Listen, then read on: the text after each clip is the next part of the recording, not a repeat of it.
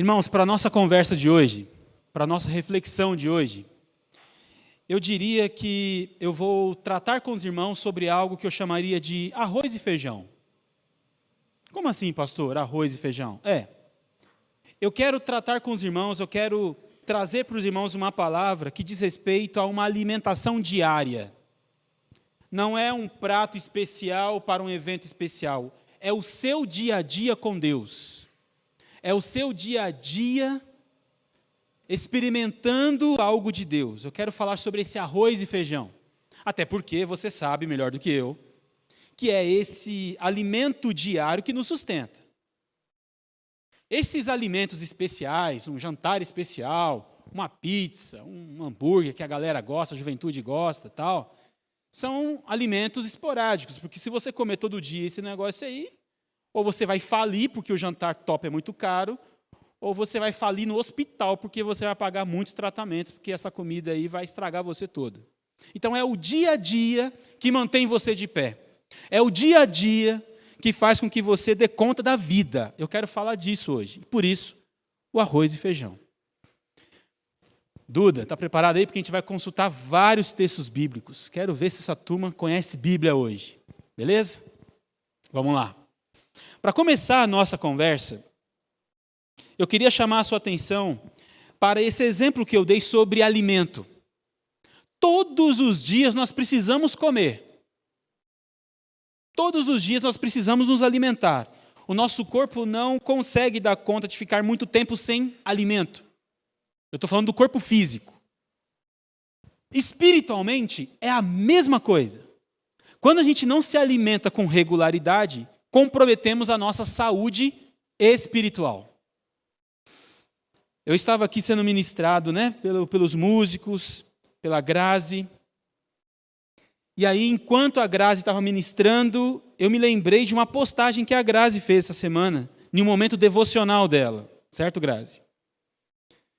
Onde possivelmente ela estava se preparando para esse momento aqui. Isso era terça-feira passada. E aquela postagem da Grazi me direcionou para tratar desse assunto com os irmãos aqui. A importância desse alimento diário, desse encontro com Deus diariamente para a gente se manter saudável e firme na fé que nós professamos. E eu digo isso porque quando a gente traduz a nossa fé só em encontros coletivos, por exemplo, esse de agora, o culto. Quando você traduz a sua fé somente nesses encontros, significa que você está correndo um sério risco de adoecer espiritualmente, se é que já não esteja doente. Isso é muito sério. Conheço muitas pessoas que apostam todas as fichas no culto de domingo. Todas as fichas no encontro durante a semana, seja no encontro de pequeno grupo, seja no encontro das mulheres, dos homens, da juventude. Conheço pessoas que apostam tudo nesses encontros específicos, mas aí está o grande perigo. Porque o que mantém você de pé é o dia a dia. É o dia a dia. Então eu queria começar a nossa conversa, biblicamente falando agora, falando do quanto que Deus valoriza esse dia a dia. E o primeiro texto que nós vamos ler é o texto de Gênesis 3:8. Gênesis 3:8. Deus está ali com Adão e Eva no jardim, e olha só que interessante. Ouvindo o homem e sua mulher os passos do Senhor Deus, que andava pelo jardim quando soprava a brisa do dia, esconderam-se da presença do Senhor Deus entre as árvores do jardim. Por que eu separei esse texto? Porque diariamente Deus visitava Adão e Eva no jardim. Diariamente Deus queria se relacionar com a sua criação. Só que em Gênesis 3 é onde narra a queda do homem, quando ele desobedece a Deus, comendo da árvore que não podia comer. Eles já sabiam que Deus iria aparecer em um horário do dia, porque Deus é um Deus que busca relacionamento diário com a gente. Só que nesse dia que o pecado tinha tomado conta do coração de Adão e Eva, o que eles fizeram ao ouvir os passos de Deus? Se esconderam. Porque é isso que o pecado faz com a gente. O pecado constrói um muro gigante entre você e Deus. Então não é Deus que deixou de te abençoar, não é Deus que deixou de ir em sua direção. Não, é o pecado que faz com que você se esconda de Deus. Isso aqui é muito importante. Logo no início da criação você já vê um movimento de Deus para se relacionar com a gente diariamente, todos os dias. Todos os dias. Quando a gente aposta tudo no encontro de domingo, ou no encontro de homens, mulheres, juventude, no encontro das crianças, dia de brincar, o que acontece com os outros dias que você não tem esse tipo de, entre aspas, evento? Qual é o tipo de relacionamento que você tem com Deus nesse período que você, digamos assim, não está fazendo muita questão de buscar o Senhor? O que acontece? Você se transforma em um prato cheio para o inimigo usar você e derrubar você. Preste atenção nisso. Usar você e derrubar você. Por que eu falei usar você? É porque muitas vezes o inimigo não dá uma rasteira de cara. Ele usa o nosso mormaço, a nossa relação fria com Deus, para contaminar outros. Quer ver um exemplo? Vamos reunir aqui e fazer uma oração para agradecer o alimento. Aí alguém chega e fala assim: Deus já sabe do coração, amém.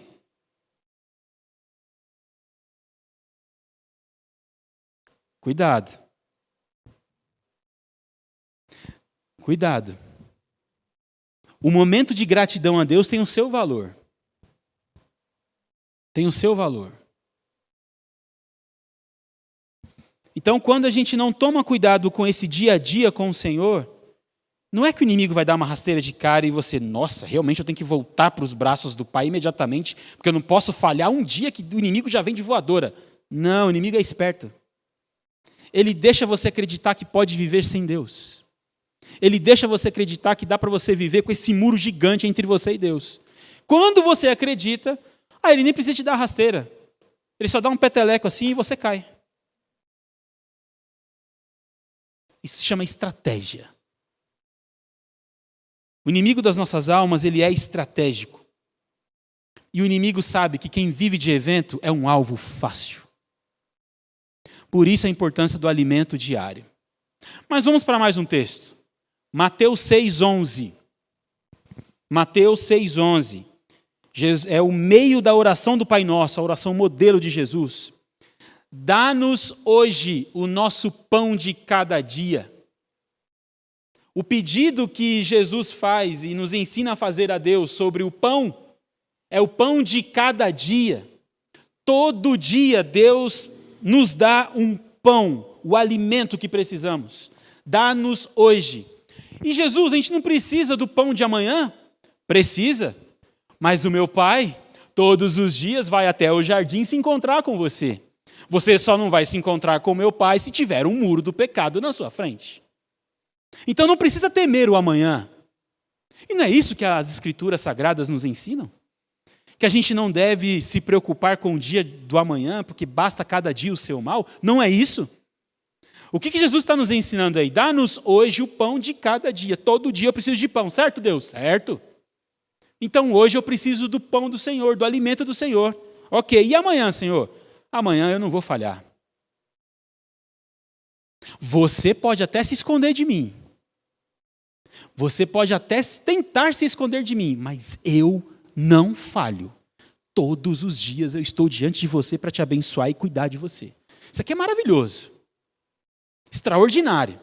Não importa os vacilos que a gente dá na vida, Deus está sempre fazendo um movimento em nossa direção. Certa vez, eu estava pregando numa igreja e depois desse encontro, né, depois desse momento de culto que eu preguei, uma mãe veio me procurar dizendo o seguinte: pastor, o senhor deu um exemplo aí na mensagem que pareceu com o exemplo do meu filho. Que exemplo foi esse? Eu contei a história. Na verdade, é uma história, né? Eu inventei essa história para explicar um princípio espiritual. Qual foi a história que eu contei? Quando você está planejando um assalto, onde Deus está? Está com você. Quando você chega diante do banco, pronto para assaltar o banco, onde Deus está? Deus está lá com você. Te incomodando, te advertindo, volta meu filho, mas Deus está lá, Deus nunca nos abandona. Quando você entra no banco, já está no cofre principal, colocando dinheiro na mala, onde que Deus está? Deus está lá, com você, dentro do cofre principal do banco. Aí chega a polícia, enquadrou todo o quarteirão e você está cercado pela polícia. Onde Deus está? Deus está lá com você. Só que aí você tem um plano de fuga e consegue driblar a polícia. E sai correndo com o carro que nem um doido. Onde Deus está? Está dentro do carro com você. Aí a polícia te cerca lá na frente e prende você, você vai para a cadeia. Onde Deus está? Deus está lá na cadeia com você. Depois que eu contei essa história, essa mãe me procurou e falou assim: pastor, eu tenho um filho que está preso. E como foi bom saber que, apesar dos erros do meu filho, eu posso ter a certeza que Deus está lá com ele. Como é bom saber que, independente do que a gente faz ou deixa de fazer, Deus sempre está presente. Que o problema é sempre a gente tentando se esconder de Deus. Está dando para entender isso? Não é Deus que some, desaparece, que não se importa. Somos nós que nos escondemos. Somos nós. E se você ler Gênesis 3 com mais cuidado em casa, você vai ver que parece que, se você ler com um certo cuidado, você vai perceber o seguinte, que Deus está insistindo com Adão. O que aconteceu, Adão? Foi a mulher que tu me deste. Tá. E aí, Eva, o que aconteceu? Foi a serpente. É como se Deus estivesse dando oportunidade. Fala comigo, Adão, o que você fez? Quebra esse muro, para de culpar os outros, assume a responsabilidade da sua vida. Eu estou aqui para te amar todo dia. O que o Adão faz? A culpa é da mulher. Eva, salva o jogo. Salva essa família que nós construímos, Eva. Assume. Não, foi a serpente. Nossa. Porque é isso que o muro do pecado faz. O muro do pecado fala o seguinte para nós: olha, não enfrenta o muro, não. Arranja desculpinha aí e fica aí. É isso que o pecado fala ao nosso coração. E aí, quando a gente aceita os conselhos do pecado e não do Senhor, a gente mantém um muro e inventa um monte de desculpas para permanecer escondido. Mais um texto. Êxodo 16, 4. Êxodo 16, 4. Aqui o povo de Israel está no deserto. Olha só que extraordinária, sobre o maná do céu. Disse, porém, o Senhor a Moisés: eu lhes farei chover pão do céu. O povo sairá e recolherá diariamente a porção necessária para aquele dia. Com isso, os porei à prova para ver se seguem ou não as minhas instruções. Em outras palavras, todos os dias Deus dava o suficiente para o dia. Para quê? Para que o povo ficasse na expectativa de Deus e não do pão. Amanhã a gente vai se encontrar com Deus de novo. Que doido. É isso. E a gente sabe que a nossa tendência natural é ficar mais fissurado com o pão, com o maná, e não com o Deus do maná. É contra isso que a gente tem que lutar. Por que Deus entrega também o pão diariamente, não entrega para o dia seguinte? Porque Deus gosta de se relacionar comigo e com você todos os dias. Todos os dias. Mais um texto. Lamentações 3, 22 e 23. Fala sobre as misericórdias do Senhor. Esse texto aí muitos conhecem, a gente até canta musiquinha aqui. Lamentações 3, 22 e 23. Vamos lá. Vamos ver o que Jeremias vai falar com a gente. Lamentações 3, vamos lá, Duda. Lamentações 3, de 22 a 23. Hoje eu estou apertando o povo lá em cima, né, gente? Com a voz e com multimídia. Valeu. Graças ao grande amor do Senhor é que não somos consumidos, pois as suas misericórdias são inesgotáveis. Próximo.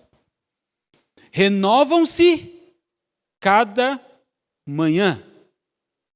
Grande é a sua fidelidade. A gente acorda e tem misericórdia nova saindo do forno para nós. Por que todo dia? Por que Deus tem o trabalho de todo dia trabalhar por nós? Porque Ele nos ama. Mamãe, papai, quem é papai, quem é mamãe aqui vai entender perfeitamente o que eu vou dizer agora. Por que você acorda cedo, mais cedo que os seus filhos, para acordarem eles para ir para a escola? Para tomar café? Porque ama. E como um bom filho que eu fui, quantas vezes eu fiquei na cama torcendo para minha mãe esquecer de me acordar? Não é assim, galera? Estou vendo aqui a juventude. É isso mesmo, pastor, é assim mesmo. Todo dia a gente sonha com isso. Mas a mãe não esquece do trem. Pois é. Por que a mãe acorda mais cedo, o pai acorda mais cedo? E vamos lá, filhão, vamos lá, filhona. Amor, cuidado, todo dia. Mas teve um dia que a minha mãe não me acordou. Ela passou mal. Eu gostei de não ter acordado cedo para ir para a escola, mas eu senti falta. Percebe? A gente sabe que, entre aspas, é chato acordar cedo e tal para ir para a escola, aquela coisa. Mas eu senti falta. Eu senti falta do movimento da minha mãe em minha direção, dizendo: Adrian, levanta, está na hora de ir para a escola.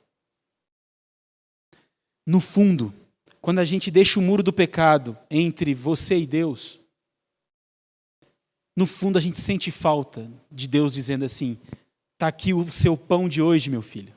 Lá no fundo a gente sente. Só que às vezes o pecado tem tanta força dentro da gente que a gente prefere permanecer escondido do que simplesmente quebrar o muro e falar assim: Senhor, por favor, me perdoa, me abraça, me restaura. Deus sempre busca relacionamento diário conosco. Próximo texto, Salmo 25, 14. Salmo de Davi, 25, verso 14. Olha só que interessante. O Senhor confia os seus segredos aos que o temem e os leva a conhecer a sua aliança.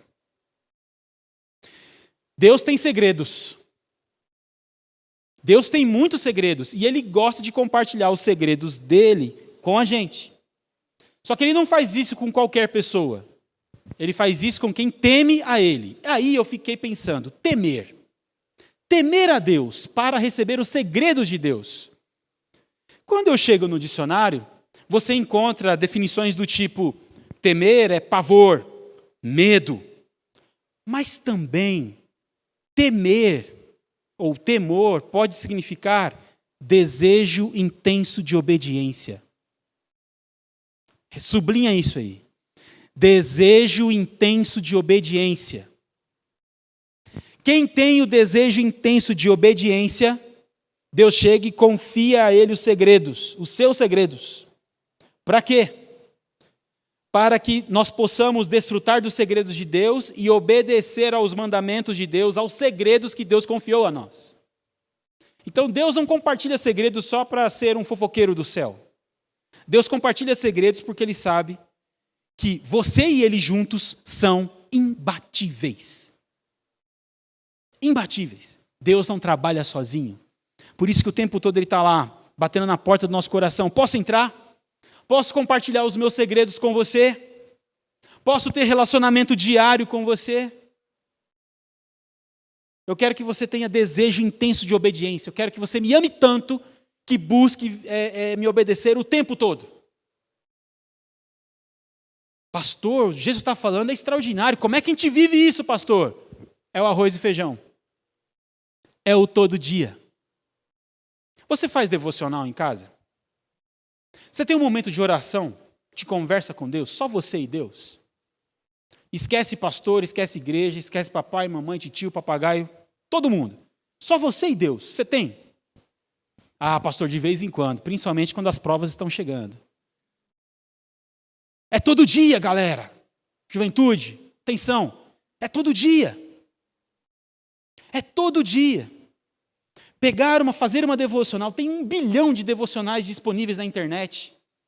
Você tem hoje Bíblia no celular, várias versões, com um texto mais fácil de você entender. Não tem desculpa hoje, galera. Não tem desculpa. É você pegar um versículo e meditar nesse versículo, pensar esse versículo, por 5 minutos, 10 minutos, 15 minutos, meia hora, o tempo que você puder. Você faz devocional? Você fala com Deus todos os dias? Isso é importante. Não para prestar relatório para o pastor. Eu não sei, né? Como eu cresci numa igreja batista, na escola bíblica você tinha caderneta. E você ticava assim. Oração, segunda-feira, check. Terça-feira, check. Quarta-feira, aí diminuiu o sim da galera. Só uns 4 falavam assim. Aí a professora, fizeram ou não fizeram? Fizemos. Todo mundo, faz todo mundo. Era assim antes, né? Bíblia, leu a Bíblia todos os dias? Segunda-feira, check. Gente, era uma aflição. Tenso. Mas esse conselho que eu estou apresentando para os irmãos aqui não é para a gente voltar naquele tempo da caderneta, que, como criança, junior na época, tinha o seu valor, para ensinar disciplina para as crianças. Eu entendo perfeitamente isso, eu não estou fazendo uma crítica a isso. Mas a gente cresceu. A gente não precisa mais da caderneta, ou de um professor falando, ei, leu a Bíblia terça-feira? É você e Deus. É você e Deus, check, ok, Senhor, todos os dias estou aqui. Vai ter dia que você vai ler a Bíblia, isso acontece comigo o tempo todo, você vai ler a Bíblia, vai buscar meditar num texto da Bíblia, ou numa devocional que você comprou, que você pegou na internet e tal, e você beleza, foi legal ler aqui hoje, mas não senti nada. Faz parte. Não tem dia que você não almoça lá o arroz, feijão e ovo, galera? Deixa de comer o arroz, feijão e ovo. Para ver se você não vai dar uma bambeada no final do dia. Então não é porque você não sentiu uma tremedeira, um frio na espinha, que Deus não está lá. Deus está. Deus está. E o inimigo quer que você pense que o arroz, feijão e ovo não presta para nada. Para quê? Para você não se alimentar. E não se alimentando, ele vem e usa você. Usa você para contaminar outros e dá uma rasteira em você, derruba você. É assim que o inimigo começa a destruir a nossa vida. Ele não chega de voadora. Ele chega nas escondidas, nas brechas. Nas brechas. Conversava uma vez com um casal de jovens. Eles estavam namorando e cruzaram a linha. Tiveram intimidade sexual, estavam tendo uma vida sexual ativa. Aí eu fiz a seguinte pergunta para eles. Como tudo aconteceu? Foi de repente? Vocês estavam tendo um namoro espetacular e um dia, sexo? Não, pastor. Foi devagar. Foi aos poucos. Ninguém via. A gente, de vez em quando, até se arrependia de ter cruzado um pouquinho a linha. Mas a gente começou a olhar para o lado, olhar para o outro, nada acontecia de mal, não tinha nenhuma praga vinda do céu, os gafanhotos não apareceram para comer a gente. E a gente foi começando e foi continuando, acreditando que a gente ia dar conta de segurar os limites.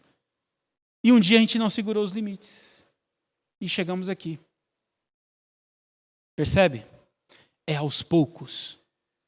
Sempre aos poucos.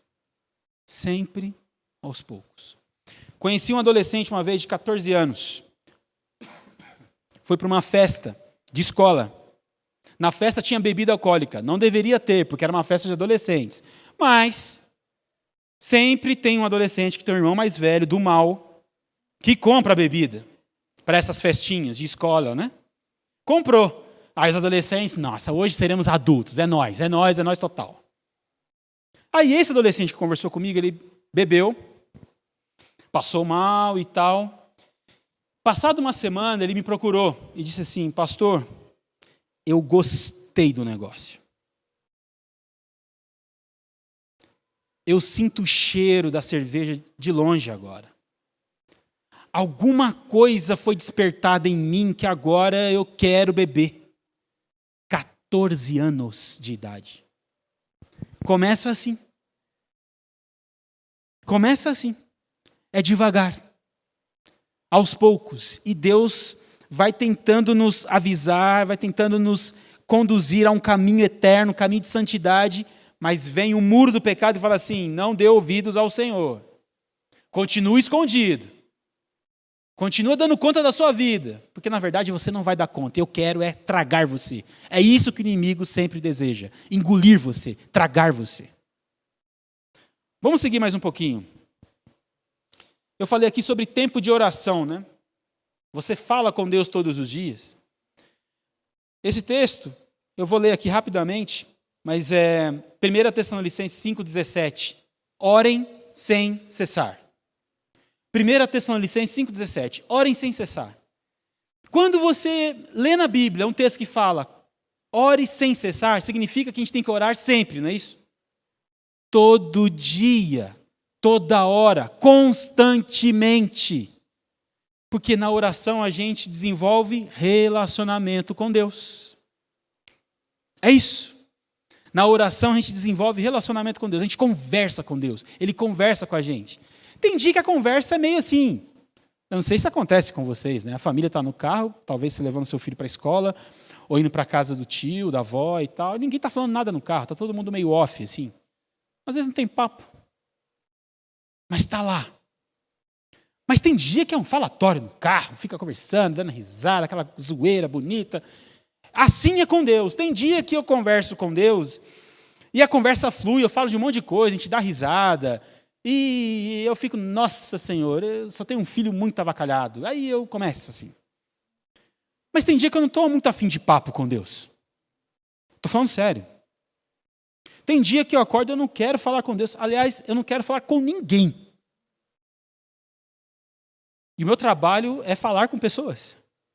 É atender pessoas, cuidar de pessoas, aconselhar pessoas, conversar com pessoas. Mas tem dia que eu acordo que eu não quero ver ninguém.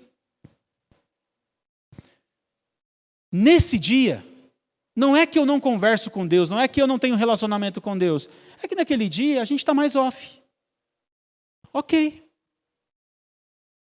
Não tem fofura para cá, nem fofura para lá. Ok.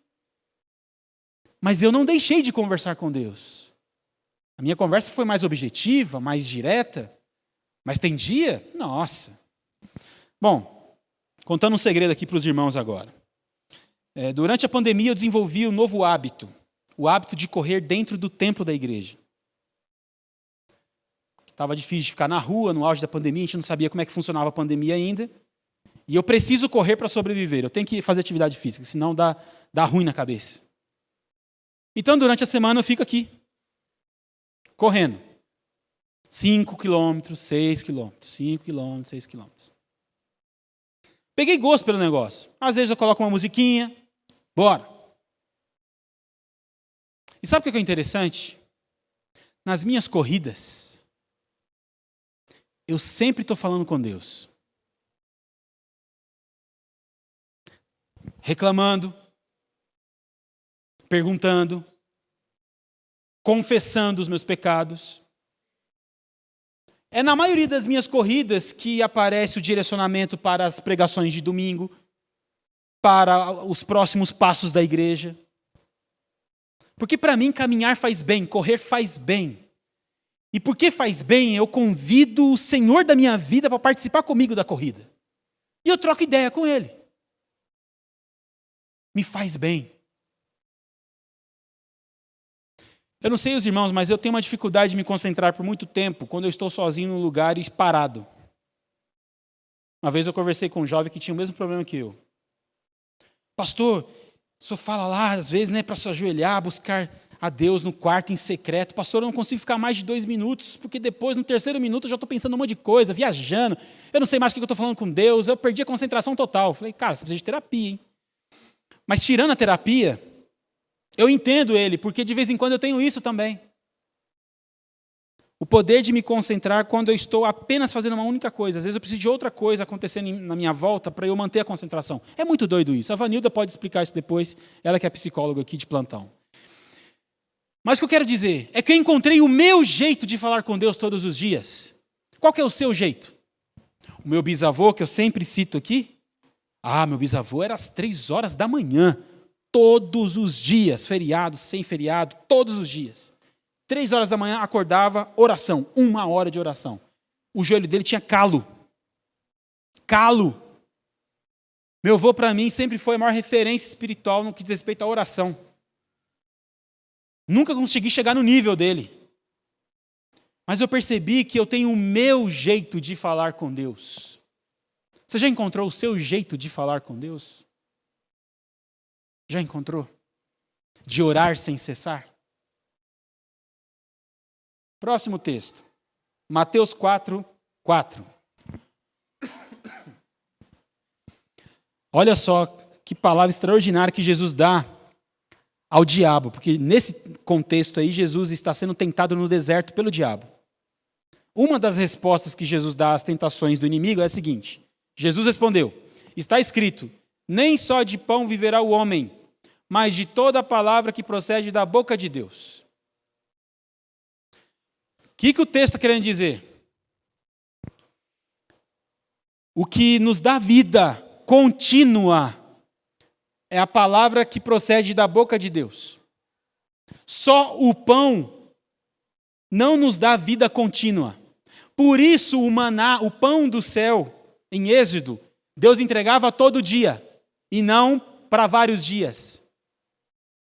Porque eles tinham que crer na palavra do Senhor, que no dia seguinte ele ia aparecer com o pão.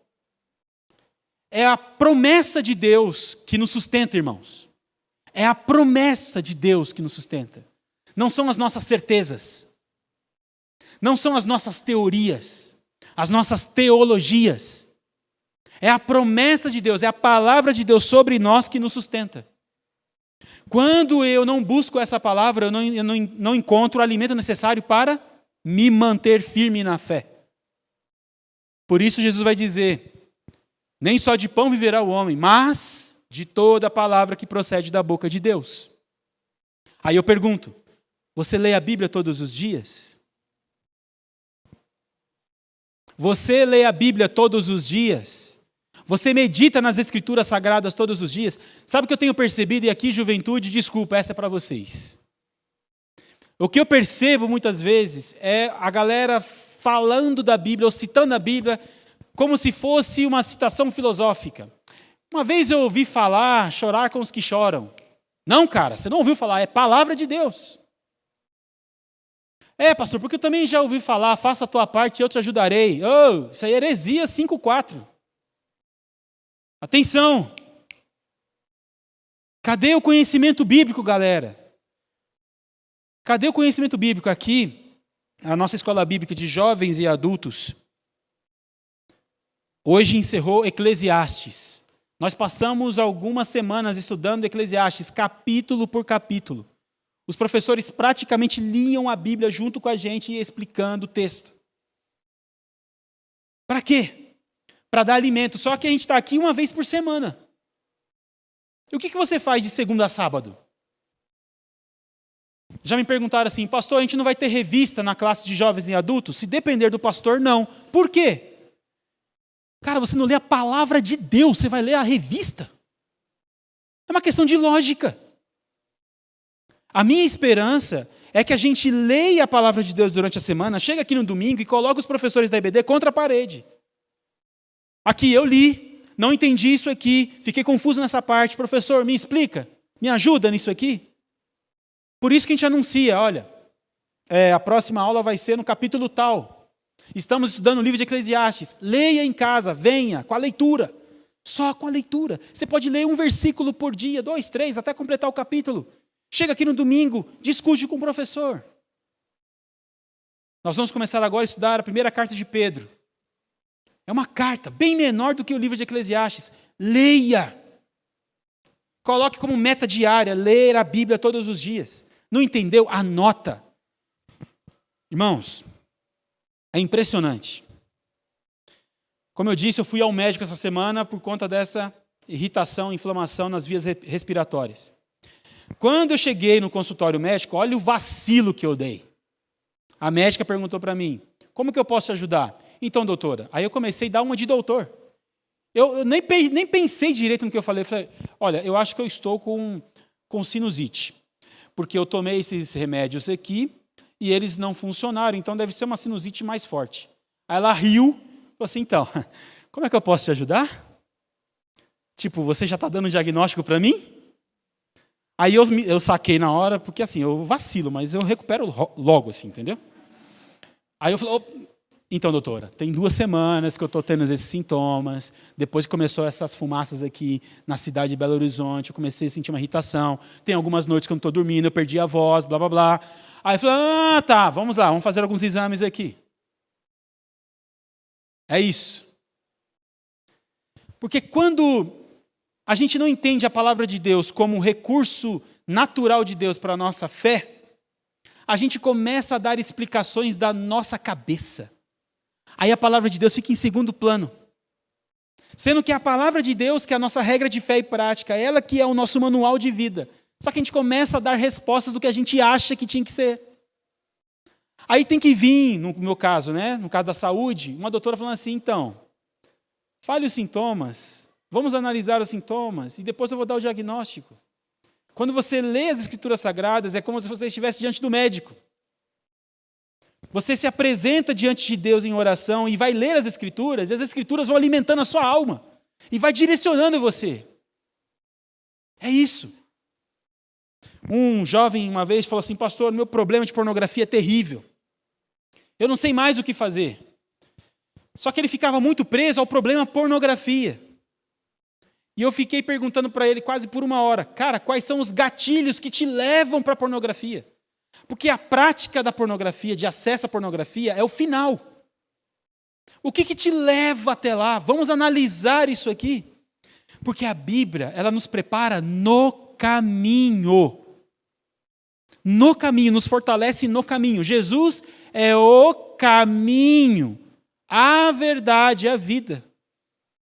Se Jesus fosse o fim, a gente não precisava da graça de Deus, a gente só precisava dos nossos méritos. Mas porque é caminho, a gente precisa de Deus no caminho e no fim. É isso. Você lê a Bíblia todos os dias? Você medita na palavra todos os dias? Tem gente citando texto fora de contexto e postando nas redes sociais. Misericórdia, irmãos. Trazendo culpa para as pessoas. Trazendo dúvida. Tem gente que fala assim, trata de assuntos polêmicos nas redes sociais. E assuntos polêmicos são assuntos que precisam ser discutidos, conversados. Talvez gaste mais tempo, dias, semanas, depende do seu nível de maturidade espiritual para compreender aquilo. Não é assim, fácil. Eu lembro que no curso de teologia, na faculdade, é típico de aluno de teologia, a gente fica discutindo às vezes sexos dos anjos, assim, né? E são discussões intermináveis, porque tem uma vírgula aqui no texto grego, e a vírgula simboliza isso aqui e tal. Só que chega um momento que a gente percebe o seguinte, que toda essa teoria, essa visão mais científica do texto sagrado, só nos distancia do Senhor. Aí, imediatamente eu me lembro da minha bisavó Dalvina, esposa do meu bisavô Genésio, que eu sempre cito aqui. A minha bisavó Dalvina mal sabia ler e escrever. Mas toda vez que corrigia os seus filhos, seus netos e bisnetos, tinha a palavra de Deus lá. Não tinha teologia sistemática, teologia bíblica, grego, hebraico. Tinha a palavra de Deus. Porque é isso que nos alimenta, é isso que nos direciona no caminho eterno. É isso. Às vezes eu percebo que falta não só o conhecimento bíblico, mas falta a simplicidade de coração nos nossos corações, para que a gente receba a palavra com gratidão. Só isso. Eu sei que a gente preza muito pelo estudo bíblico aqui, e particularmente eu trago sempre informações do texto bíblico, explicando os bastidores do texto nas mensagens. Mas diariamente é você e Deus ouvindo a doce voz do Senhor, te alimentando e te guiando. Não tem teologia, não tem filosofia, é só a voz de Deus. Aí eu pergunto, qual foi a última vez que você ouviu a voz de Deus no seu coração? Preste atenção nessa pergunta, porque com ela nós vamos encerrar aqui. Qual foi a última vez que você ouviu a voz de Deus direcionando você, te dando paz para você tomar uma decisão? E não importava mais as interferências externas, você estava convicto, Deus falou. Qual foi a última vez?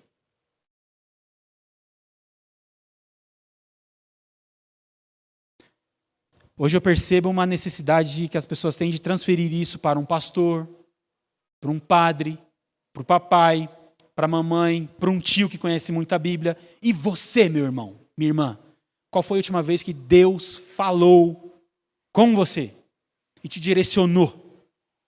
Qual foi a última vez? Se faz tempo, vamos pedir para Deus nos visitar hoje de uma maneira especial e falar assim, Senhor, eu quero voltar a ouvir a tua voz, a tua doce voz. Tua doce voz me guiando quando eu estou indo para o trabalho, quando eu estou indo para a escola, para a faculdade, quando eu estou indo para a igreja. Senhor, eu não quero mais chegar na igreja despreparado. Você sabia que tinha que chegar aqui preparado para o culto? Você sabia disso? Deixa eu explicar isso para você. O exemplo que a Grazi nos deu essa semana, o exemplo devocional, é muito importante para você estar aqui hoje. Porque quando a gente não vem preparado para o culto, a gente se transforma em cliente de supermercado espiritual ou religioso. Você chega aqui com um carrinho, essa música ficou legal. Essa aqui não. Essa parte da mensagem ficou top. Essa outra parte o pastor viajou, sai fora. Isso se chama clientelismo religioso. Supermercado.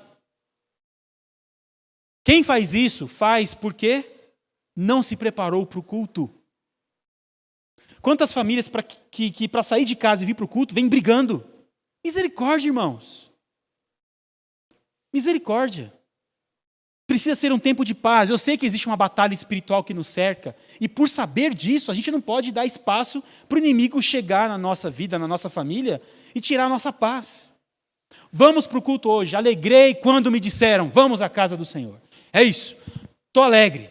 Estou alegre. A minha vida está um caos. Estou com dívida, estou devendo, tenho problema de saúde, recebi uma ligação essa semana que um parente meu está doente, não estou bem, mas hoje é dia de encontro com o Senhor, com os meus irmãos. Alegrei quando me disseram, vamos à casa do Senhor. É isso. Se prepare para o culto. Se prepare para o culto, porque senão você vai se transformar num cliente rabugento.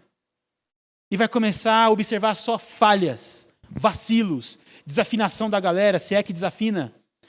Alguma coisa que o pastor falou que você não gostou. Aí você começa a ficar chato demais. Por quê? Primeiro, porque você não está se alimentando todo dia. Porque quem se alimenta todo dia vem preparado para o culto. Para começar. Segundo, você não vem preparado para o culto, aí você vira cliente. Estou pagando. Então, em nome de Jesus, busque a Deus em oração todos os dias. Leia a Bíblia todos os dias. Eu sei que eu estou dando uma orientação básica. Você já deve ter ouvido isso milhares de vezes. Mas como eu disse, hoje é o arroz com feijão. O último texto que nós vamos ler é Deuteronômio 17, 18 e 19. Deuteronômio 17, 18 e 19. Vamos lá, Duda. Olha só o que Deus orientava aos reis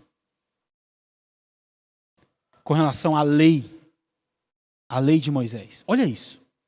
Quando subir ao trono do seu reino, mandará fazer num rolo, para o seu uso pessoal, uma cópia da lei que está aos cuidados dos sacerdotes levitas. 19. trará sempre essa cópia consigo e terá que lê-la todos os dias da sua vida, para que aprenda a temer o Senhor, o seu Deus, e a cumprir fielmente todas as palavras dessa lei e todos estes decretos. Em outras palavras, para ser rei em Israel, o rei tinha que andar com um rolo das Escrituras Sagradas, que no caso ali era a lei de Moisés. Hoje nós podemos chamar isso de Bíblia, tá certo? Tinha que andar com um rolo. Aonde quer que ele fosse para a guerra, tinha que ter um rolo lá, guardado num cofre, vigiado pelos levitas, porque antes de dormir, ou na hora de acordar, ele tinha que ler a lei, todos os dias. Para ser rei em Israel, o rei tinha que ler as Escrituras Sagradas todos os dias. Quem são os reis desse texto hoje? Eu e você. Como assim, pastor? Da onde você está tirando isso? Que coisa maluca é essa que você está falando aí da sua cabeça? Não é coisa maluca, não. Como que os reis em Israel se tornavam reis? Eles eram ungidos. Lembram disso? Ungidos. E hoje nós somos ungidos com o quê? Espírito Santo de Deus. Quando o rei, nesse contexto aí, ele era ungido, o Espírito Santo habitava nesse rei. Por isso que os textos de Davi são considerados palavra de Deus, os salmos de Davi. No Espírito, ou movido pelo Espírito, Davi dançava e bailava, diz as Escrituras. Pelo Espírito, porque ele era ungido pelo Espírito Santo. Só que no Antigo Testamento, quem era ungido pelo Espírito Santo? Os reis, os profetas. No Novo Testamento, todo aquele que teme a Jesus Cristo como seu Senhor e Salvador, recebe o Espírito Santo da promessa. Então nós podemos ler esse texto e nos ver nesse texto aí. Volta no versículo 18, Duda, por favor. E agora, vamos colocar um nome aí. Nome de alguém. Adrian, quando você subir ao seu reino. Que reino? Reino pode ser responsabilidade. Quando você assumir a posição como pastor, a sua posição como marido, como cidadão, como pessoa, entendeu? São os papéis que você exerce no mundo. Estou ensinando você a ler a Bíblia para hoje. Mandará fazer um rolo. Graças a Deus nós temos isso digitalizado hoje. Você pode baixar na internet. Tem para Android, tem para iOS, beleza? Você pode comprar impresso para o seu uso pessoal. Antigamente, quando eu não tinha Bíblia digital, eu esquecia a Bíblia em casa. Aí na IBD dava ruim para mim. Eu chegava lá, o pai, me empresta a sua Bíblia aí? Meu pai, cadê a sua Bíblia? Aí era a hora da voadora, né? Mas hoje tem a Bíblia digital. Uma cópia da lei que está aos cuidados dos sacerdotes levitas. 19. Trará sempre essa cópia consigo e terá que lê-la, que dia? Todos os dias. Você é responsável por essa orientação bíblica, de ler as Escrituras Sagradas todos os dias.